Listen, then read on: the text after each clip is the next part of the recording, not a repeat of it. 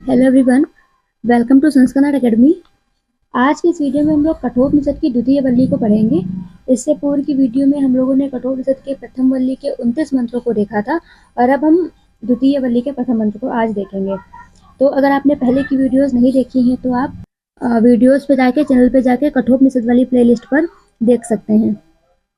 तो प्रथम वल्ली में नचिकेता यमराज से 3 वर मांगता है और जब वो अपने तीसरे वर के रूप में मृत्यु के रहस्य को जानना चाहता है तो यमराज उसकी परीक्षा लेने के लिए उसे विभिन्न प्रकार के प्रलोभन देते हैं। और जब नचिकेता सभी प्रलोभनों को अस्वीकार कर देता है और कहता है कि मुझे मृत्यु के रहस्य को ही जानना है, तो यमराज को प्रतीत हो जाता है कि जो नचिकेता है वही इस विद्या का सुपात्र है।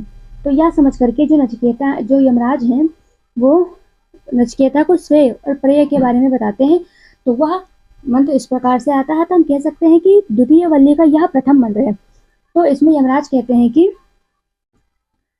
अन्यत् श्रेयो अन्यत् द्वितीय प्रेया, कहते हैं कि श्रेय विद्या और है और प्रेय विद्या और ही है। कहते हैं अन्यत् श्रेयो अन्य द्वितीय प्रेयः इस्ते उभे ननार्थे पुरुषम सुनीतः तयोः श्रेया आददानस्य साधु भवत हितये अदार्थ उप्रेयो वृणीते। कहते हैं कि श्रेय विद्या और है और प्रेय विद्या और ही है, भिन्न प्रयोजन वाले दोनों पुरुषों को बांधते हैं।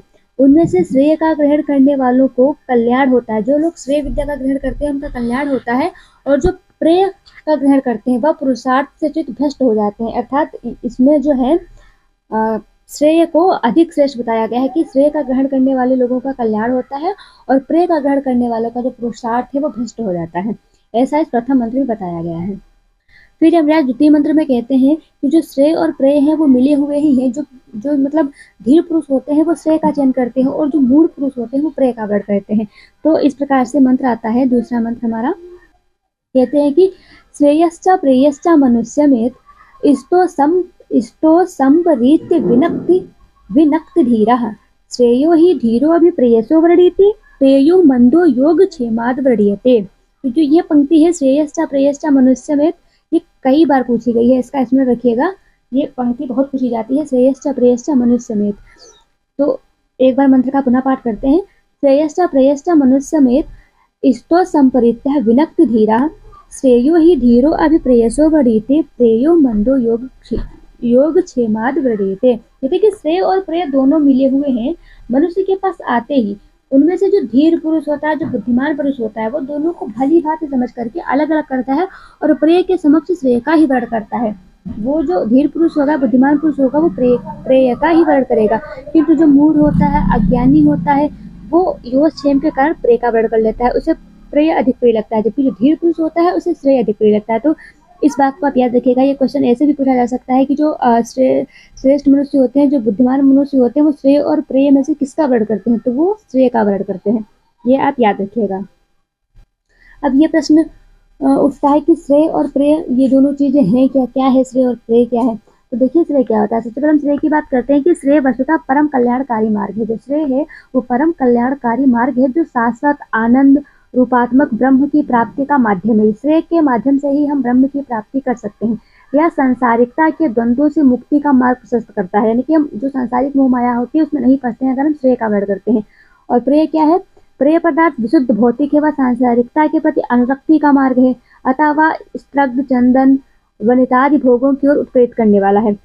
कहने का तात्पर्य यह है कि जो श्रेय है वो उससे हम जो है जो संसारिक मोह माया है उसमें नहीं फंसते हैं और परम परमेश्वर को प्राप्त करते हैं।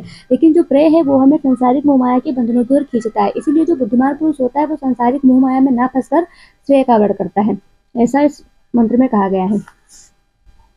तो और इसमें एक चीज आप और ध्यान में रखिए, स्मरण में रखिए कि जो नचिकेता है वो प्रेय का वर्ण नहीं करता है, क्योंकि जो भी प्रलोभन की वस्तु यमराज उन्हें देते हैं वो सारी प्रेय होती हैं, वो सारी सांसारिक मोह माया के बंधनों में फंसने वाली होती है। लेकिन जो नचिकेता होता है वो श्रेय का वर्ण करता है, क्योंकि जो श्रेय है उसी के माध्यम से हम संसारिक मोह माया से विमुक्त होंगे और जो है परम परमेश्वर को प्राप्त करेंगे। फिर तीसरा मंत्र आता है और तीसरे मंत्र में यमराज कहते हैं कि सा त्वम प्रियान प्रिय रूपाश्च कामा। कहते हैं कि हे नचिकेता, तुमने पुत्र धनादि प्रिय एवं अप्सरा आदि प्रिय रूप भोगों की जो वस्तुएं थी उनको क्षणभंगुर समझा।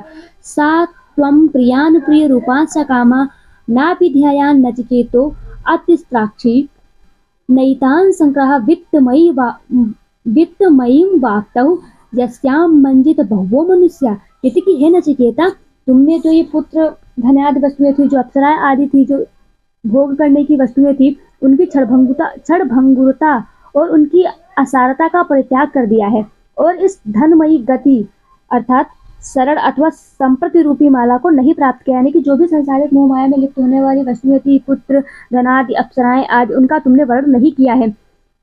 ये ऐसी वस्तुएं हैं जिसे धनमयी, ये ऐसी वस्तुएं हैं जिनमें की बहुसंख्यक मनुष्य डूब जाते हैं।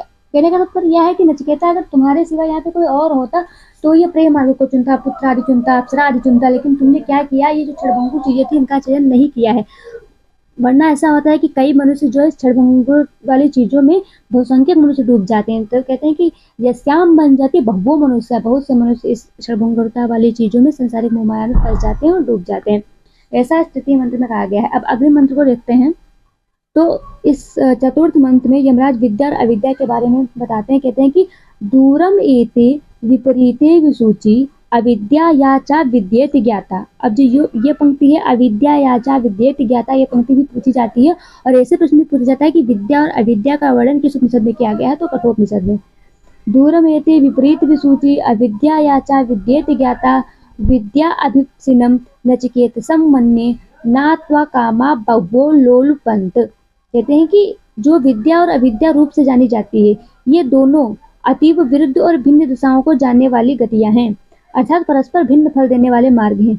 मैं तुझ नचिकेता को विद्याभिलाषी मानता हूँ, क्योंकि अनेक लौकिक काम पदार्थ तुमको अपने लक्ष्य से लुब्ध नहीं कर सके, अर्थात पथ भ्रष्ट नहीं कर सकते, इसीलिए मैं विद्या का ज्ञान दूंगा। ऐसा कहते हैं यमराज नचिकेता से। विद्या और अविद्या को भी आप प्रेय और श्रेय के रूप में समझ सकते हैं। विद्या को आप समझ लीजिए श्रेय और अविद्या को समझ लीजिए प्रेय। ऐसा समझ सकते हैं, ऐसा है नहीं पर ऐसा समझ सकते हैं, ठीक है। इसलिए समझ सकते हैं क्योंकि जब अविद्या में व्यक्ति जब अविद्या में व्यक्ति लिप्त होगा तो वही संसारिक मोह माया में फंसेगा, प्रेय का वर्ण करेगा, और जब विद्या में व्यक्ति लिप्त होगा तो जो है वो श्रेय का वर्ण करेगा, संसारिक मोह माया को छोड़कर जो परम ब्रह्म परमेश्वर की प्राप्ति चाहेगा। अब इस पंचम मंत्र में यमराज ने अविद्या में संलग्न व्यक्तियों की दुर्गति का वर्णन किया है कि जो व्यक्ति अविद्या में लिप्त हो जाते हैं उनकी क्या दशा होती है, इसका वर्णन यमराज ने इस पंचम मंत्र में किया है। तो यमराज कहते हैं कि अविद्याम अंतरे वर्तमानः स्वयं धीरः पंडिता मन्यमानः। ये पंक्ति स्मरण रखिएगा, स्वयं धीरा पंडिता मन्यमानः पूछी जा सकती है। तो अविद्याम अंतरे वर्तमानः स्वयं धीरः पंडिता मन्यमानः दंद्रमयमाणः पर्यन्ति मूढ़ा अंधैनेव नीयमाना यथान्ता। अंधैनेव नीयमाना यथान्धा। कहते हैं कि अविद्या के भीतर रहने वाले अपने आप बुद्धिमान एवं विवेक संपन्न हुए अपने को पंडित मानने वाले मूढ़ पुरुष निरंतर कुटिल मार्गों का विचरण करते हुए वैसे ही भटकते रहते हैं जैसे अंधे के द्वारा ले जाने वाले अंधे व्यक्ति भ्रमित होते रहते हैं। जो लोग अविद्या के कारण अपने आप को बहुत ज्यादा ज्ञानी समझते हैं, अपने आप को बहुत ज्यादा विवेक संपन्न समझते हैं, वो लोग वैसे ही भटकते रहते हैं जैसे अंधे के द्वारा ले जाने वाले अंधे व्यक्ति भ्रमित होते रहते हैं। ये अविद्या के विषय में यमराज ने नचिकेता को बताया है। फिर कहते हैं यमराज षष्ठम मंत्र में, छठे मंत्र में यमराज कहते हैं कि न संपरायः प्रतिभाति बालम। यहाँ पे जो बालम शब्द है वे वेद में हमेशा मूढ़ और मूर्ख के लिए प्रयुक्त होता है। तो कहते हैं कि न संपराय प्रतिभाति बालम परमाद्यंतम वित्तमोहेन मूढ़म अयम लोको नास्ति पर इतमानी पुनः पुनर्वसम आपद्यते में। कहते हैं कि धन के मोह में अंधे हुए उस मूढ़ को परलोक का साधन विहीन दिखाई देता है। परलोक को वो लोग साधन विहीन के रूप में देखते हैं। यही लोक है, परलोक नहीं है, ऐसा मानने वाला साधक पुनः पुनः मेरा वशवर्ती होता है, अर्थात जीवन मरण की स्थिति को प्राप्त होता है, आवागमन के बंधन से मुक्त नहीं हो पाता है। वो पुनः पुनः जन्म लेता है, पुनः अपने कष्टों को भोगता है, पुनः वापस आता है, पुनः जन्म लेता है, पुनः वापस आता है। तो ये है, यही सब जो है जीवन मरण के बंधन में वो फंसा रहता है। कौन? जो कि अविद्या का वर्ण करता है। फिर इस 7वें मंत्र में यमराज नचिकेता को आत्म तत्व की दुर्बलता पर प्रकाश डालते हुए कहते हैं कि श्रवणः यापि बहुभिर्युः न लक्ष्या श्रवन्तोः अपि बहवो या न विद्युः आश्चर्यो वक्ता कुशलो अस्य लब्धाश्चार्यो ज्ञाता कुशला अनुशिष्टा। कहते हैं कि जो आत्म तत्व बहुतों को सुनने के लिए सुलभ नहीं है, जिसे सुनते हुए भी बहुत से साधक नहीं जान पाते हैं, ऐसे इस आत्म स्वरूप का निरूपण करने वाला कोई आश्चर्य रूप नहीं है। इसको प्राप्त करने वाला कोई निपुण पुरुष ही होता है तथा कुशल आचार्य द्वारा उपदिष्ट जातक भी आश्चर्य रूप में होता है। कहने का तात्पर्य यह है कि जो आत्म तत्व है इसको समझने के लिए बहुत ज्यादा धैर्य की आवश्यकता होती है। इसे सब कोई नहीं सुन सकता है, ये सबके जानने योग्य विषय नहीं है, ऐसा इसमें कहा गया है। फिर आत्म तत्व के विषय में ही यमराज नचिकेता से कहते हैं कि ना नरेण आवरेण प्रोक्त ऐसा सुविज्ञेयो बहुधा चिंत्यमानः अनन्य प्रोक्तो गतिरत्र नास्ति अड़ियान हत्कर्यम अड़ु प्रमाणात। कहते हैं कि अनेक रूपांतर चिंतन किया जाता हुआ यह आत्म तत्व तुच्छ साधारण मनुष्य द्वारा उपदिष्ट होने पर अच्छी तरह से जाना नहीं जा सकता। अर्थात यदि हम तुच्छ मनुष्य को इसके बारे में समझाएं तो वो इस आत्म तत्व को जान ही नहीं सकता। किसी अभेददर्शी आचार्य के द्वारा उपदिष्ट होने पर इस विषय में विविध विकल्प अवशिष्ट नहीं रह जाते, क्योंकि यह सूक्ष्म परिणाम वालों से सूक्ष्मता एवं तर्कातीत है। क्योंकि जो सूक्ष्म परिणाम वाले हैं उनसे यह जो है सूक्ष्मता और तर्कातीत यानी कि तर्क से परे है। जो तुच्छ मनुष्य है वो जो है आत्म तत्व को जानने का अधिकारी नहीं है। इसीलिए तो जब यमराज जो होते हैं, जब नचिकेता उनसे आत्म तत्व के विषय में जानने की इच्छा प्रकट करते हैं, तीसरे वर के रूप में उसे मांगते हैं, तो यमराज कई प्रकार से नचिकेता की पहले परीक्षा लेते हैं, फिर देखते हैं कि वो योग्य है कि नहीं है। और जब उन्हें यह ज्ञात हो जाता है कि नचिकेता आत्म तत्व को जानने की योग्य है, तभी वो उसे आत्म तत्व की विद्या प्रदान करते हैं। फिर यमराज नचिकेता से कहते हैं कि नचिकेता, जो तुम्हारे पास यह बुद्धि उपलब्ध हुई है यह केवल तर्क से संभव नहीं है।